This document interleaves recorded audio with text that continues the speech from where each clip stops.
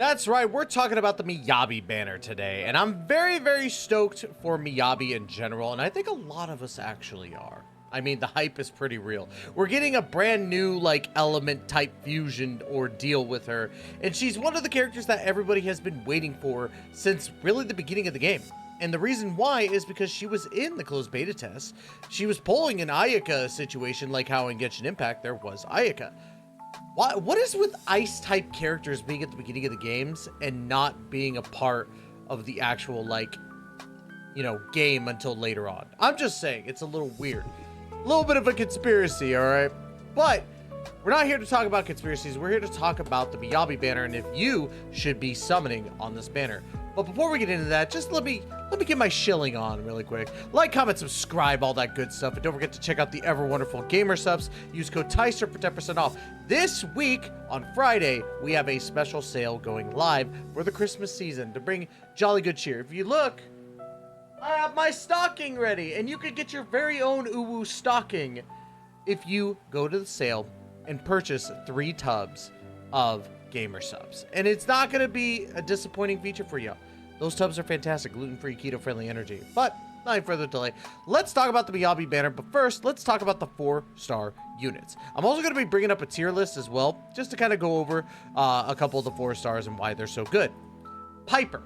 Piper is a physical anomaly DPS character, and honestly, like, the more I use her in trials, the more I get this feeling of like she's good, but still not a character I would play. But she does have some very, very good perks on her, right? As a DPS, obviously, she's going to be doing a bunch of different damage, and she spins around like a Beyblade to make it even more fun, right? On her chain attack, right? If you're just using the normal chain attack, right, she unleashes a powerful downward smash to enemies in a large area, dealing massive physical damage. And on her big time boom type 1, it's even more damage, right? So there's that. She does have her own specialty skill here, and honestly, like, in general, her abilities to do, well, just in general, her ability to do damage is fantastic. I've seen a lot of people actually use her in, you know, their team comps, but I like 5 stars. Like, I'll be honest, I haven't used her that much myself outside of the trial runs, so I feel like I'm a little bit biased towards, like, not using her because I do use my 5 stars. But if we do use Pridewind, right? We do use Pridewind. She is actually smack dab in the middle for anomaly DPSs. She is the only 4-star anomaly DPS, which is insane to think about. But she's still placed higher than Grace, apparently. I'm not saying that's true, but I am saying that, you know, it seems like this could possibly be true. I don't know. I haven't used her, so I can't give an opinion on that, but it looks like she has stayed in the tier 1 slot, which, again, there's not a lot of characters, so maybe she'll go down sooner or later. But as of right now, she's considered the one and only 4-star anomaly character. But on the physical side, it's still pretty good, right? So ultimately, if you have not fully maxed her out, I'd say it's a thumbs up if you don't have an anomaly DPS character, which, if you don't have Bernice, Jane Doe, or Yanagi, where have you been? Either you're new or you're just not summoning on the best characters in the game, in my personal opinion. Or if you haven't somehow pulled Grace, I feel bad for you. You know, hot mommy. Let's talk about Sokaku, right? Sokaku is a ice support unit, and honestly, I feel like at times with how I built her, she can deal some massive damage, right? It's pretty insane what she's able to do, or at least from what I've been able to see. On her special, right, she's going to be swinging her big, huge fan hammer, which is basically going to be dealing ice damage, but also your anti-interruption level increases and reduces damage taken by 40%, which is pretty dang pog. I love using her, to be honest. And she's able to do this, like, willy-nilly. Like, you do 3 strikes, and then she does this, like, hammer down thing, which does this ice spin move, which is pretty cool. I love using Sokaku when I can. Her, I keep wanting to say ultimate, but chain attack or ultimate move, when the chain attack is triggered, Sokaku quickly unleashes a series of strikes on the enemy in front of her and follows up with a flying flag, dealing ice damage. This is just on the normal, like, switch up when you stun the enemy, right? On the actual ultimate for the Decibel, She unleashes the series of strikes on the enemy in front of her, follows up with the flying flag, dealing ice damage, and upon activating the skill, Sokaku enters the mass state, increasing crit rate by 15% for 15 seconds. This is only to her, I think. I could be wrong on that because I'm trying to understand her a little bit more. But I will say this. On her skill, when Sokaku consumes Vortex to activate Flying Flag, the ice damage of the squad is increased by 20%. She's really, really good for, you know, being a part of a team like Lycion and Ellen Joe, or Miyabi. That's right. Miyabi is going to benefit from her because of the fact that she's frost, but still part of ice damage. So she's going to be a very good companion for Miyabi. And as you can see here on the tier list in the support region, she's up there. Like, the only one worse than her is Ben, but she pretty much ties the field. She's tier 1. So in my opinion, tier 1 is still really, really good.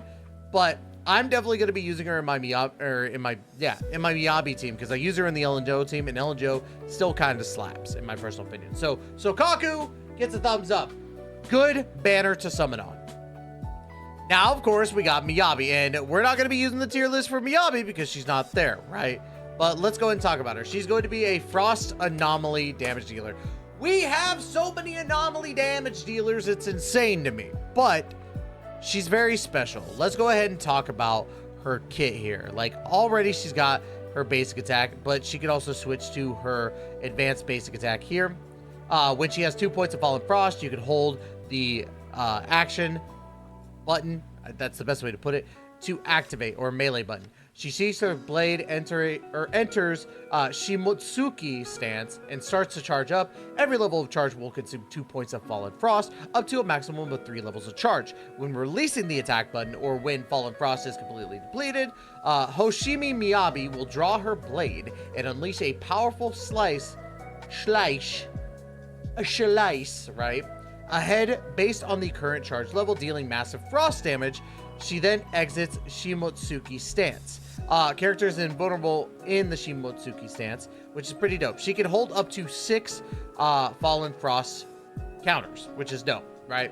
Her special, when she uses her normal special, quickly draws her blade and slashes ahead. I don't know why I said stashes. Like, she draws it and then puts it right back now. But no, she draws her blade and slashes forward, dealing frost damage. And on her EX special attack, with enough energy, you can press it to activate, rush forward, unleashing powerful slashes against enemies along the way, dealing massive frost damage. Upon activating the skill, she gains 2 Fallen Frost. So you're going to be kind of using the skill and your like held down attack in tandem, right? Which is pretty neat. And then, of course, on her chain attack, her normal chain, when you're switching in, unleashes a powerful slash at enemies in front of the area, dealing massive frost damage. Or on the decibel rating, which here pretty soon you're going to be able to have 3 different decibel ratings for each character, unleashes powerful slashes at enemies ahead in a large area, then pauses before unleashing a finishing move, dealing frost damage. Upon activating the skill, she gains 3 points of Fallen Frost to increase ice damage by 30% for 12 seconds. This is big because, again, her kit is going to be relying on her just consistently doing damage. So you're probably going to be quick swapping to Sokaku, maybe even get a little bit of Lycion if you're going to go for a full ice team, just to get a little bit more of those, you know, stuns and getting those ready. Overall, Miyabi is going to be a sick anomaly DPS, and I think that she is a must summon. Like, this is a character of a brand new typing, right? I don't think this is a skip. This is a must summon every single time. In my personal opinion, when there is a new typing of character, you should be summoning, because this is going to be the first of maybe many, but it's not going to be a lot in a while. We already got Astra Yao, who is going to be a support ether character, and we got EVELYN coming up, who's going to be a fire DPS character. And that's what's sad, because, like, we don't know when the next alternate, like, element character is going to happen. So to me, she is a must summon. If you agree, make sure to like, comment, subscribe, and tell me down in the comments down below if you're going to be summoning for Miyabi. I would love to hear y'all's opinions. But that's going to be it for today. Love y'all to death. And as always, we'll catch you in that next video. Please take care and be safe.